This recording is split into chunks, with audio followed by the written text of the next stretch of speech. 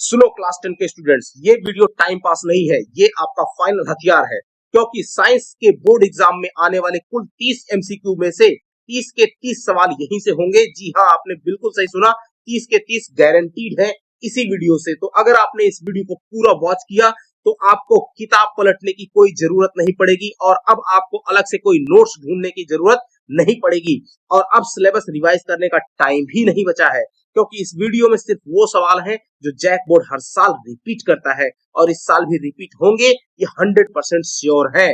फरवरी का एग्जाम आपके सामने खड़ा है और ये वीडियो तुम्हारा लास्ट एंड फाइनल चांस है। तो एक बात साफ साफ सुन लो, अगर इस वीडियो से एक भी सवाल मिस हो गया तो या तो आपके नंबर कटेंगे या फिर आपके सीधा फेल होने की नौबत आ जाएगी। क्योंकि जैक बोर्ड के एमसीक्यूज मजाक नहीं होते। जो बच्चे इस वीडियो को पूरा देखेंगे वही एग्जाम में मुस्कुराएंगे और बाकी सभी बच्चे पछताएंगे। तो याद रखना, अगर स्किप किया मतलब रिस्क लिया और अगर पूरी वीडियो देखी मतलब 30 में 30 पक्के। तो अब चलते हैं क्लास 10 के साइंस के फाइनल 100% एक्सपेक्टेड एमसीक्यू सेट की तरफ। जो आएगा तो यहीं से आएगा और 110% आएगा। और अब ये खेल बस इतना है, तुम सुनते जाओ और दिमाग में सेट करते जाओ, क्योंकि अब पढ़ाई नहीं, बस सही जवाब फिक्स करने का समय है। तो चलिए करते हैं शुरू। क्वेश्चन नंबर 1, नीचे दी गई अपक्रिया में कौन सा कथन असत्य है? ध्यान से समझना इसको, बहुत सारे गलती कर जाते हैं। असत्य पूछ रहा है तो इसका सही आंसर हो जाएगा फर्स्ट ए और बी। ये आपका असत्य है, ए भी और बी भी। तो सही करेक्ट आंसर हो जाएगा फर्स्ट ए और बी। आगे बढ़ते हैं दूसरे क्वेश्चन की तरफ। ये अभिक्रिया दी हुई है, इस अभिक्रिया में ऊपर दी गई अभिक्रिया किस प्रकार की है? तो यहाँ पर साफ साफ देख सकते हैं FeO3 से यहाँ पे Fe बिल्कुल अलग हो जा रहा है, यानी विस्थापित हो जा रहा है। एल्यूमिनियम इसको विस्थापित कर रहा है, इसका मतलब है कि ये विस्थापन अभिक्रिया है। सही आंसर कौन सा हो जाएगा? इसका सही आंसर हो जाएगा विस्थापन अभिक्रिया। कौन सा है? Option number D. फटाफट लिखते चलो। क्वेश्चन नंबर 3, लौह चूर्ण पर तनु हाइड्रोक्लोरिक अम्ल डालने से क्या होता है? सही उत्तर पर निशान लगाना है। तो लौह चूर्ण पर तनु हाइड्रोक्लोरिक अम्ल डालते हैं तो हाइड्रोजन गैस निकलती है और आयरन क्लोराइड बनता है। ऑप्शन नंबर ए में लिखा हुआ है, करेक्ट आंसर है। नोट करते जाओ।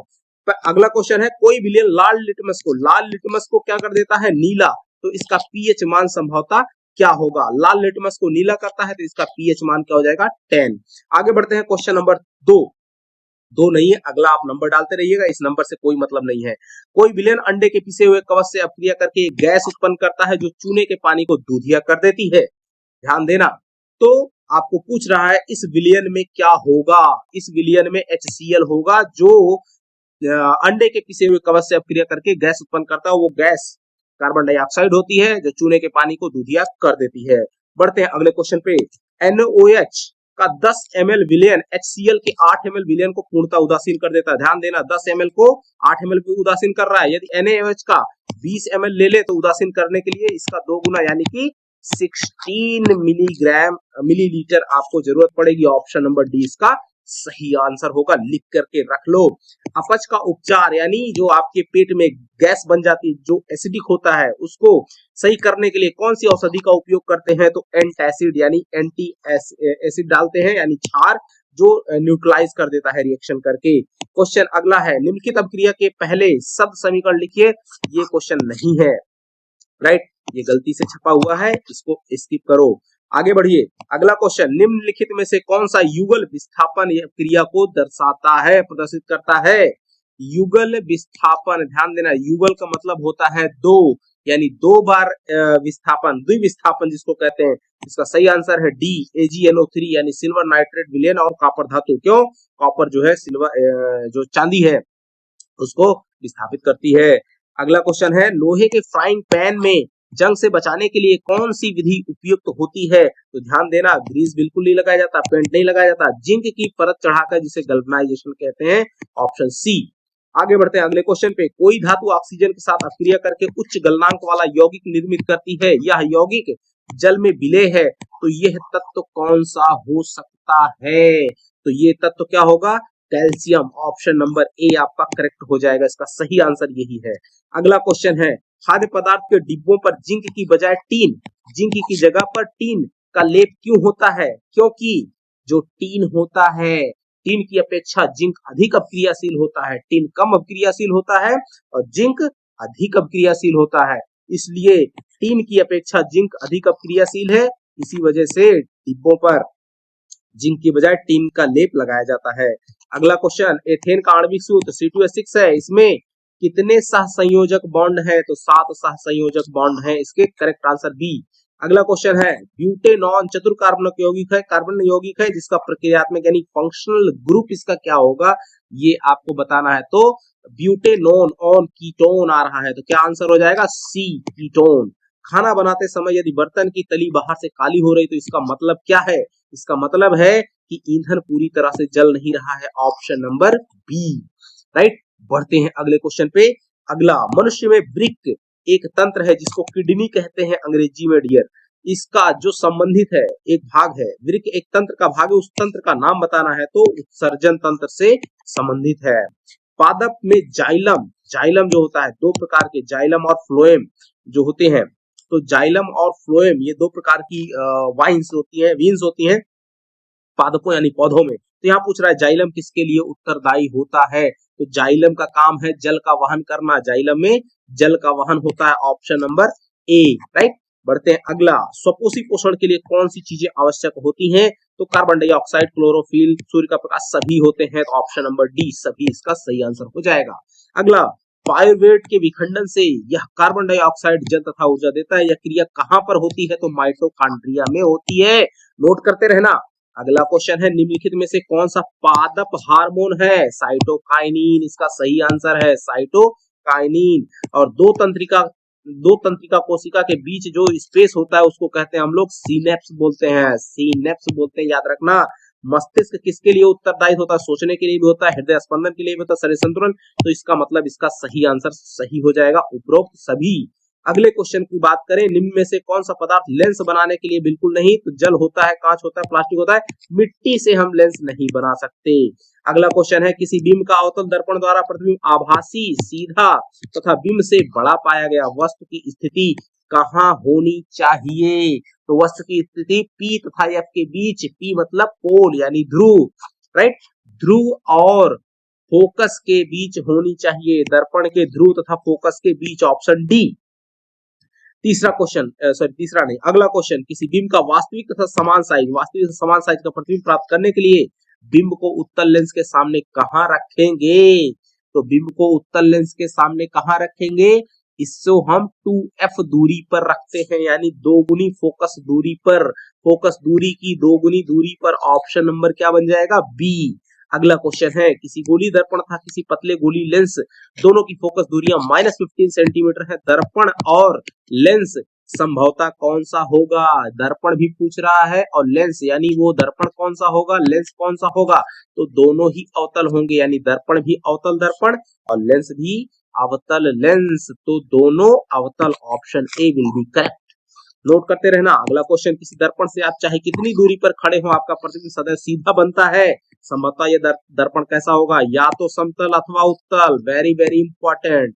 अगला क्वेश्चन, डिक्शनरी में पाए गए छोटे अक्षरों को पढ़ते समय आप निम्नलिखित में से कौन सा लेंस पसंद करेंगे? कौन सा लेंस? तो 5 सेंटीमीटर फोकस दूरी का उत्तल लेंस, 5 सेंटीमीटर फोकस दूरी का उत्तल लेंस इसका करेक्ट आंसर है। अगला क्वेश्चन नोट कर लो, मानव नेत्र अभिनेत्र लेंस की फोकस दूरी को समायोजित करने के लिए विभिन्न दूरियों पर रखी वस्तुओं को फोकसित कर सकता है, ऐसा हो पाने का कारण क्या है? इसको हम लोग समंजन बोलते हैं, ऑप्शन बी आपका सही हो जाएगा, अंग्रेजी में इसे एकोमोडेशन पावर बोलते हैं। अगले क्वेश्चन को नोट करो, मानव नेत्र जिस पर किसी वस्तु का प्रतिबिंब बनाते हैं उसको क्या कहते हैं? दृष्टि पटल, ध्यान देना, इसी को कार्निया भी बोला जाता है, याद रखना। अगला क्वेश्चन है, सामान्य दृष्टि के वयस्क के लिए सुस्पष्ट यानी साफ साफ देखने की अल्पतम दूरी, न्यूनतम दूरी होती है 25 सेंटीमीटर, राइट। मीटर गलत है, 2.5 सेंटीमीटर गलत है, 2.5 मीटर गलत है, सही हो जाएगा ऑप्शन सी। अगला क्वेश्चन, अभिनेत्र लेंस की फोकस दूरी में परिवर्तन किया जाता है किसके द्वारा? पक्षमाभी पेशियों के द्वारा संकुचित होकर या फैल करके फोकस दूरी में परिवर्तन किया जाता है, तो इसका सही आंसर हो जाएगा सी, पक्षमाभी पेशियों के द्वारा।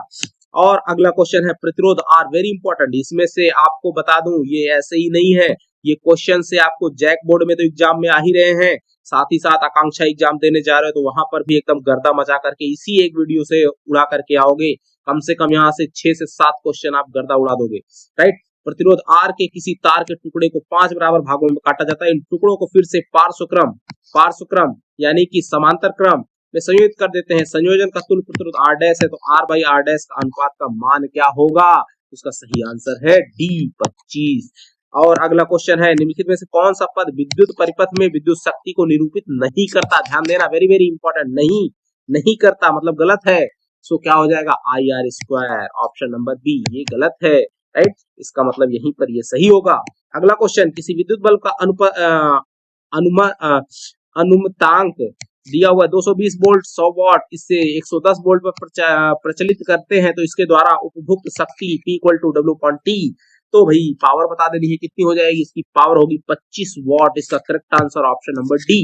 आगे बढ़ते हैं अगले क्वेश्चन में। चौथा, दो चालक तार जिनके पदार्थ लंबाई तथा व्यास समान है। इन क्वेश्चन को भाई याद कर लो, एकदम रट डालो, क्योंकि इनके आंसर याद रहेंगे तो मच बेटर, नहीं तो लगाते लगाते दिमाग पागल हो जाएगा।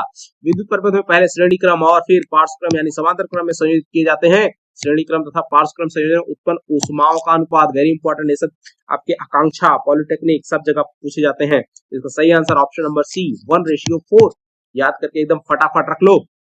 अगला क्वेश्चन, निम्नलिखित में से कौन किसी लंबे विद्युत धारावाही चालक तार के निकट चुंबकीय क्षेत्र का सही वर्णन करता है? Very important.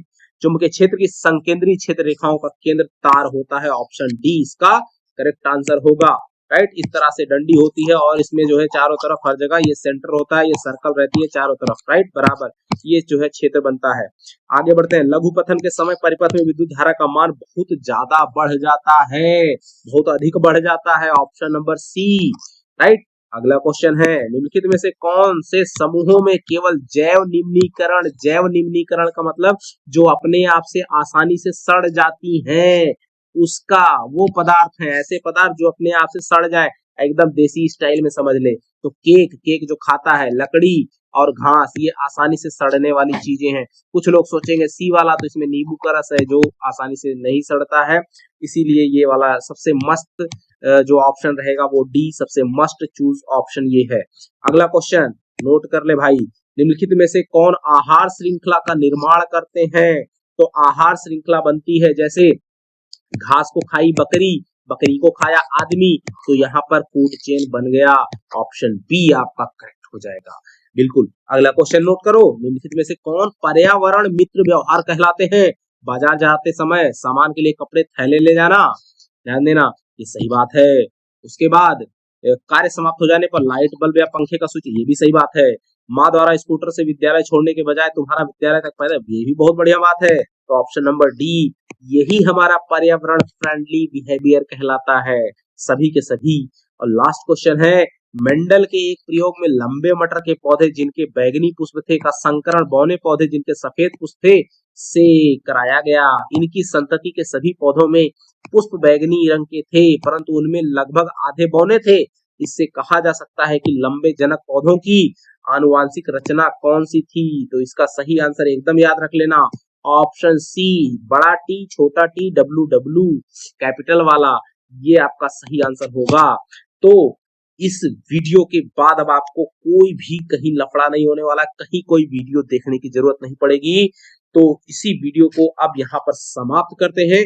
और अगर आपको लगता है वीडियो में जान है तो एकदम लाइक करो, दबा के लाइक करो, कमेंट में एकदम भर जाना चाहिए कि वीडियो कैसा लगा। और नए हैं चैनल पे तो सब्सक्राइब जरूर करिए, दोस्तों के साथ शेयर तो बिल्कुल करना मत भूलिए, क्योंकि यहाँ पर ऐसे ही गर्दा वाले क्वेश्चन और गर्दा वाले वीडियोस आपके सामने आते रहेंगे। तो मिलेंगे अगले वीडियो के साथ में, तब तक के लिए नमस्कार, जय हिंद।